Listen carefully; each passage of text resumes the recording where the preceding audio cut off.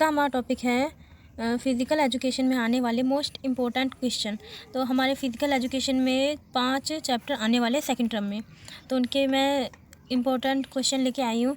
पहला क्वेश्चन है, अनुकूलित शाही शिक्षा के लक्ष्यों एवं उद्देश्यों का वर्णन करें।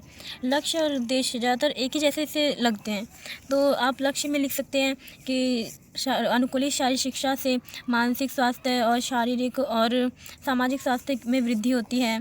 ये खेल बच्चों के लिए कराए जाते हैं। ग्रीष्मकालीन, शीतकालीन और स्थानीय खेल कराए जाते हैं इसमें, और इससे बच्चों में आत्मसम्मान विकसित होता है, अच्छा वातावरण प्रदान करते हैं। ठीक है, इसमें ये सब लिख सकते हैं। और हम उद्देश्य में लिख सकते हैं, आसान नियम होने चाहिए, विशेष पर्यावरण प्रदान करना, नियमों में बदलाव, दिव्यांग की आवश्यकता अनुसार नियम बनाने चाहिए, चिकित्सा परीक्षण करना चाहिए, है ना।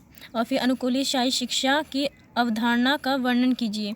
अनुकूलित शाही शिक्षा की अवधारणा, जैसे कि इस पे हम लिख सकते हैं कि अनुकूलित ऐसे बच्चे जिनमें अनेक प्रकार की असमताएं व अयोग्यताएं जैसे मानसिक दुर्बलता, बहरापन, अंधापन व भाषा अक्षमता होती है, इसके लिए विशेष कार्यक्रम आयोजित करने चाहिए, जिससे उनके शारीरिक व्यंग्यात्मक पुष्टि, ज्ञानात्मक, सामाजिक भावनाएं विकास किया जा सके।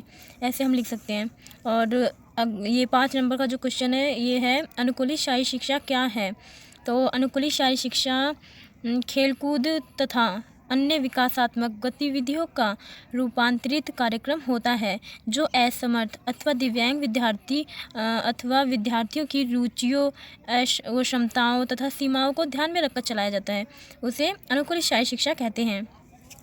दिव्यांग बच्चों के लिए शारीरिक शिक्षा के कार्यक्रमों में संशोधन के सिद्धांत, ये हम कर सकते हैं, जैसे कि खेल उपकरणों में संशोधन, पर्यावरण में संशोधन, खेल नियमों में संशोधन, शिक्षकों का प्रशिक्षण, यानी कि जब शिक्षक प्रशिक्षित होंगे तभी तो उनका ध्यान उनको खेल खिला पाएंगे बच्चों को। मेडिकल स्टाफ की निगरानी भी बहुत ज़रूरी होती है। ठीक है, और अगला क्वेश्चन है, विशेष ओलंपिक भारत के लक्ष्य एवं उपलब्धियों की व्याख्या कीजिए। विशेष ओलंपिक के लक्ष्य जो हैं वो ये है, जैसे कि विशेष ओलंपिक भारत का लक्ष्य मानसिक अशक्तता वाले बच्चों और वयस्कों को वर्ष भर खेल प्रशिक्षणों एवं ओलंपिक जैसे खेल प्रतियोगिताओं में संलग्न रखकर उन्हें शारीरिक पुष्टि का विकास करने, साहस प्रदर्शन करने, आनंद का अनुभव करने, उपहारों, कौशलों व अनेक परिवारों, विशेष ओलंपिक के अन्य खिलाड़ियों व समुदायों में से मित्रता करने में निरंतर अवसर प्रदान करना, ये है विशेष ओलंपिक का लक्ष्य। ठीक है, और पैरालंपिक खेलों के इतिहास, पैरालंपिक खेल जो है वो दिव्यांग बच्चों के लिए बनाए गए हैं, है ना। इनका प्रतीक चिन्ह कैसा होता है, अभी मैं आपको बताती हूँ। इस पैरालंपिक का प्रतीक चिन्ह ऐसे होता है, ऐसे और ऐसे।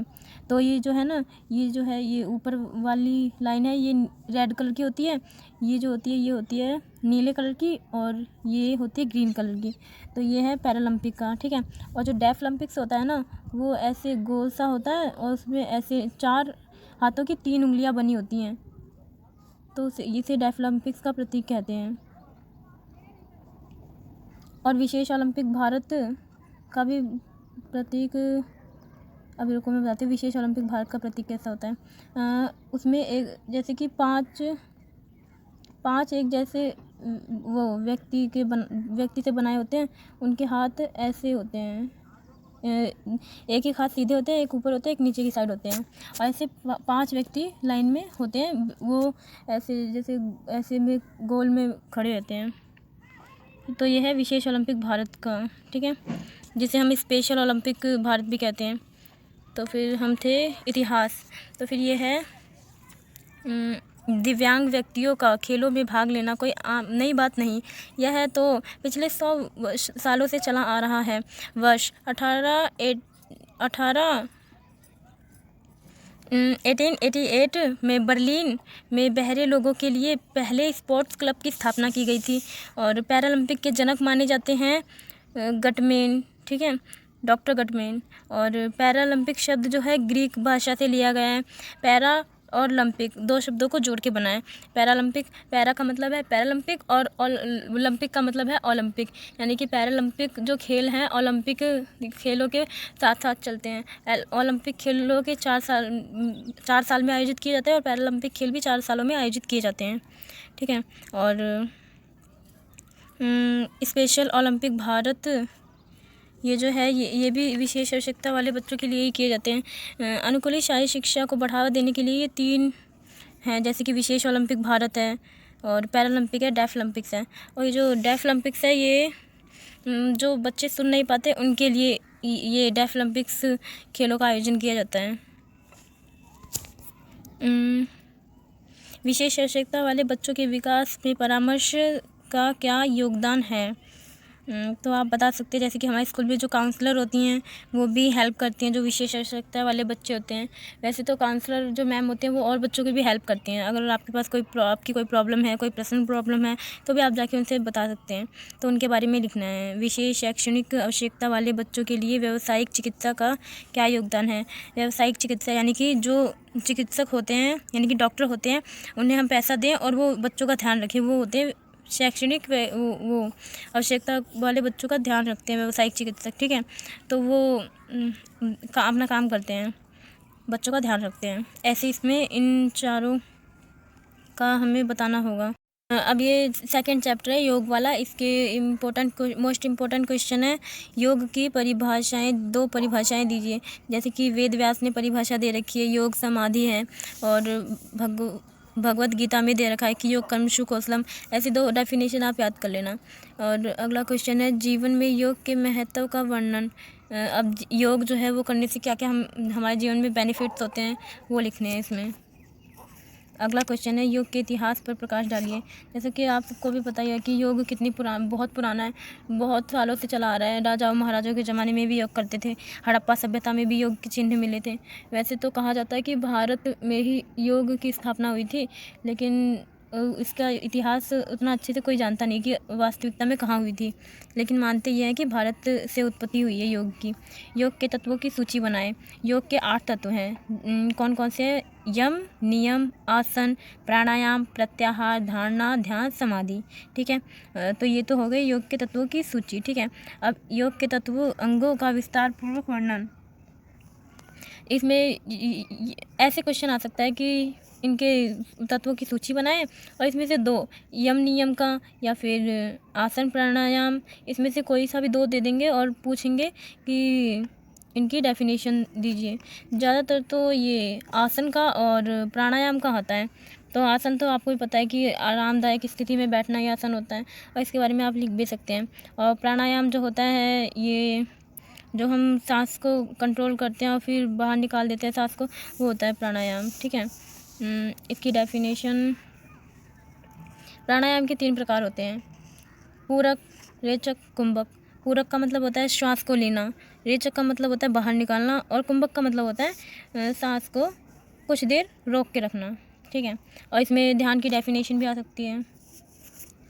ध्यान का अभ्यास करते समय क्या क्या मतलब ध्यान करने से क्या क्या लाभ है। आसन के प्रकार का वर्णन। आसन जैसे ये जो आसन है इसके कितने प्रकार हैं, और योग क्रियाओं का वर्णन कीजिए। योग क्रियाएं कौन कौन सी हैं?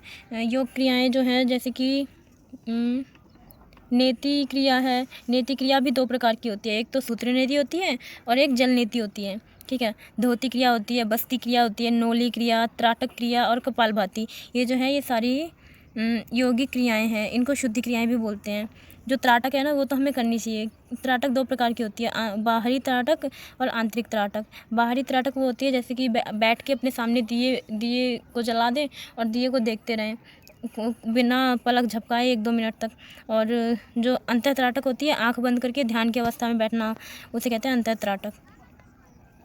और आसन और प्राणायाम के शारीरिक लाभों का वर्णन। अब जैसे कि हम जो भी योगा करते हैं सबके ज़्यादातर सामान्य होते हैं, जैसे कि बीमारियों से बचाव और शारीरिक क्षमता में वृद्धि, मांसपेशियों में मजबूती, शरीर में लचक, और यही सब आता है। अब जैसे कि ताड़ासन होता है, ताड़ के वृक्ष जैसा शरीर हो जाता है जब हम ताड़ासन करते हैं, तो हम ताड़ासन के बारे में भी लिख सकते हैं। पद्मासन वो पद प्लस आसन, आसन से बना है। पद का मतलब होता है कमल का फूल और आसन का मतलब होता है आसन लगा के बैठना, आरामदायक स्थिति में बैठना, तो पद्मासन का भी बता सकते हैं। और शशंकासन होता है खरगोश की अवस्था में बैठना। सुखासन यानी कि आरामदायक स्थिति में बैठना। और गरुड़ासन में शरीर गरुड़ की अवस्था में दिखता है, ठीक है। सुखासन किसे कहते हैं, आप इसकी डेफिनेशन लिख सकते हैं। और ये 2-3 हैं क्वेश्चन। और अब हम देखते हैं उससे अगला चैप्टर, नेता की भूमिका का वर्णन करें। नेता किसे कहते हैं, जो किसी समूह को संभालता है, उसका नेतृत्व करता है, उसे नेता कहते हैं।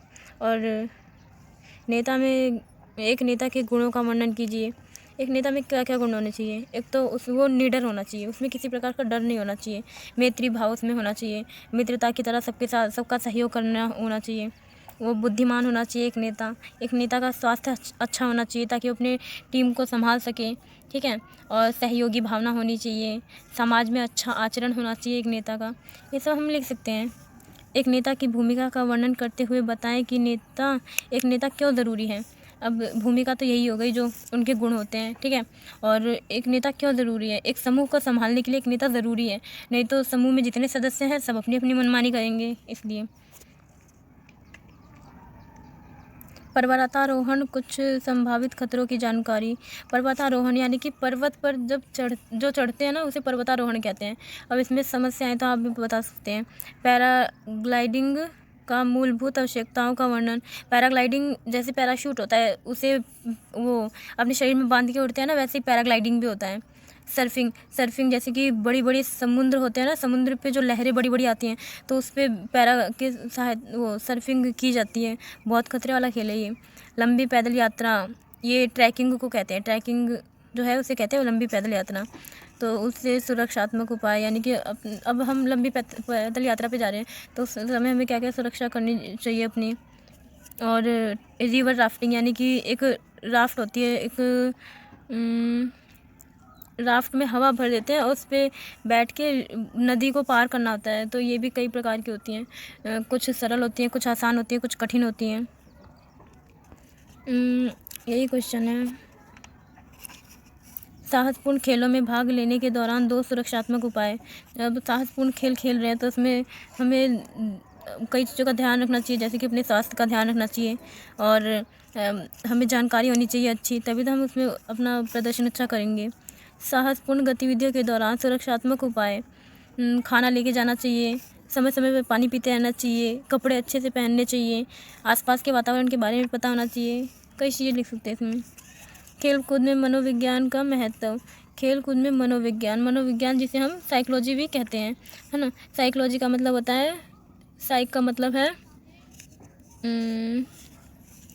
साइक मतलब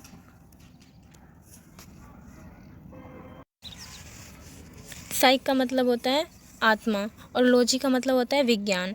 साइकोलॉजी यानी कि आत्मा का विज्ञान, ठीक है। और मनोविज्ञान का मतलब होता है मन का विज्ञान, जो कि हमारे मन से रिलेटेड है ना। अब खेल कूदों में मनोविज्ञान का महत्व, तो खेल कूदों में मनोविज्ञान के बहुत महत्व है।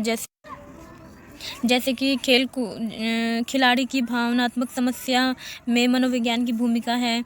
मानसिक क्षमता में वृद्धि में, मानसिक बाधाओं को हटाने के लिए, कौशल में सुधार के लिए, प्रदर्शन सुधारने के लिए, एक अच्छे खिलाड़ी के चुनाव के लिए, इन सब चीज़ों के लिए मनोविज्ञान की आवश्यकता होती है।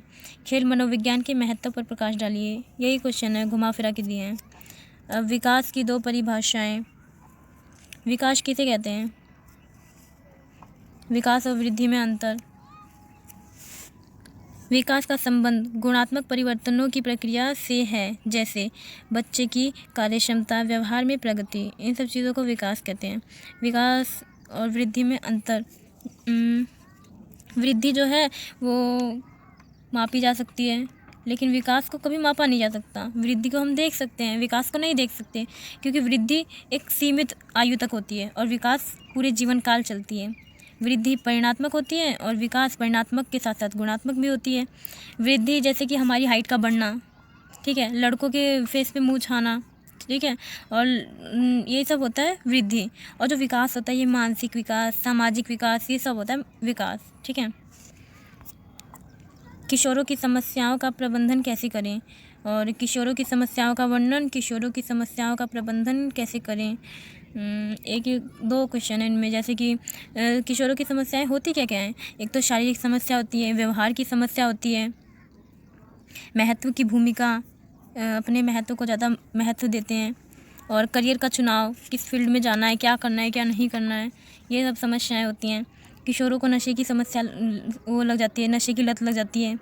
निराशा की भी बहुत बड़ी समस्या होती है। अगर थोड़ी सी निराशा होती है तो वो टेंशन लेने लग जाते हैं। और किशोरों की समस्याओं का प्रबंधन, माता पिता की सहानुभूति से, उन्हें पर्याप्त छूट दे के, घर और विद्यालय का अच्छा पर्यावरण और मनोविज्ञान की शिक्षा देकर किशोरों की समस्याओं का प्रबंधन किया जा सकता है। खेल प्रशिक्षण की दो परिभाषाएं। खेल प्रशिक्षण क्या है मालूम है। अगर हम कोई खेल खेलते हैं तो हमें उसका प्रशिक्षण पहले लेना चाहिए, क्योंकि प्रशिक्षण लेने के बाद है ना हम अपना अच्छा प्रदर्शन कर सकते हैं, ठीक है। और खेल प्रशिक्षण की भी कई सारी डेफिनेशन है। खेल प्रशिक्षण की अवधारणा, जैसे कि खेल प्रशिक्षण कोई नई बात नहीं है, सालों से चला आ रहा है। किसी भी खेल में अच्छा प्रदर्शन के लिए हमें खेल प्रशिक्षण करना पड़ता है, ये सब लिखेंगे। खेल प्रशिक्षण के किन्हीं 3 सिद्धांतों का वर्णन, और खेल प्रशिक्षण के सिद्धांतों का विस्तार वर्णन। खेल प्रशिक्षण के भी कई सिद्धांत हैं। डोपिंग के प्रकार की सूची बनाएं। डोपिंग के कई प्रकार हैं, एक तो ये प्रदर्शन बढ़ाने वाले और एक शारीरिक विधियों द्वारा। अभी जो प्रदर्शन बढ़ाने वाले ये उत्तेजक है, मानव वृद्धि हार्मोन है, बीटा-2 है, नशीली दवाई हैं। और जो शारीरिक विधियाँ हैं वो है जैसे कि रक्त डोपिंग है, जिन डोपिंग है, ये सब है। डोपिंग के प्रकारों का विस्तृत वर्णन। डोपिंग के प्रकार भी यही हैं।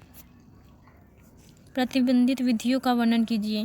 प्रतिबंधित विधियाँ जैसे कि ये उत्तेजक है, ये प्रतिबंधित है, बीटा-2 है, नशीली दवाइयाँ हैं, ये सारे प्रतिबंधित पदार्थ हैं, लेकिन तभी भी खिलाड़ी इस्तेमाल करते हैं अपना प्रदर्शन बढ़ाने के लिए।